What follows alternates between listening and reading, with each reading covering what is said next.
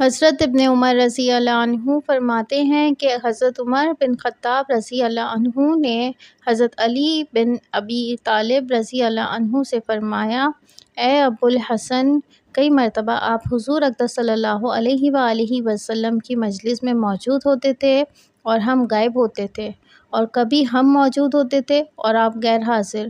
3 باتیں میں آپ سے پوچھنا چاہتا ہوں، کیا آپ کو معلوم ہے؟ حضرت علی رضی اللہ عنہ نے فرمایا، وہ 3 باتیں کیا ہیں؟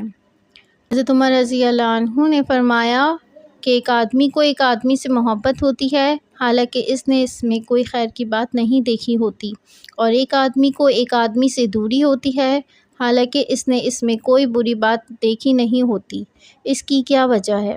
حضرت علی رضی اللہ عنہ نے فرمایا، ہاں، اس کا جواب مجھے معلوم ہے۔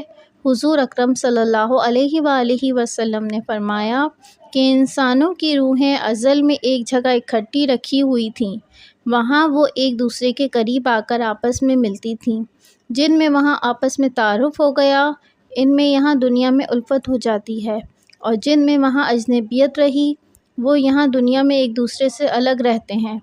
حضرت عمر رضی اللہ عنہ نے فرمایا، ایک بات کا جواب مل گیا۔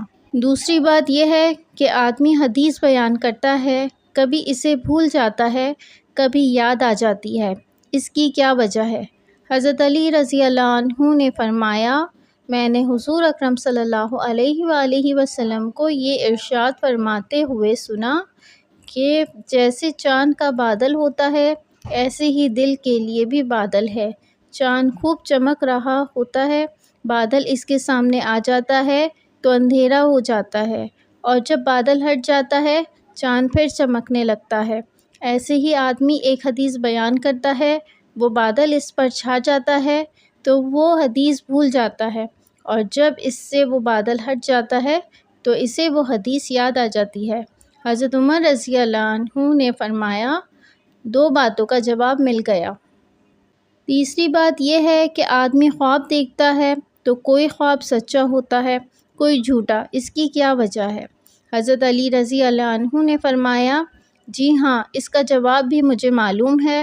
میں نے حضور اقدس صلی اللہ علیہ وآلہ وسلم کو یہ فرماتے ہوئے سنا کہ جو بندہ یا بندی گہری نیند سو جاتا ہے تو اس کی روح کو عرش تک چڑھایا جاتا ہے، جو روح عرش پر پہنچ کر جاگتی ہے، اس کا خواب تو سچا ہوتا ہے، اور جو اس سے پہلے جاگ جاتی ہے، اس کا خواب جھوٹا ہوتا ہے۔ حضرت عمر رضی اللہ عنہ نے فرمایا، میں ان 3 باتوں کی تلاش میں ایک عرصے سے لگا ہوا تھا، اللہ کا شکر ہے کہ میں نے مرنے سے پہلے ان کو پا لیا۔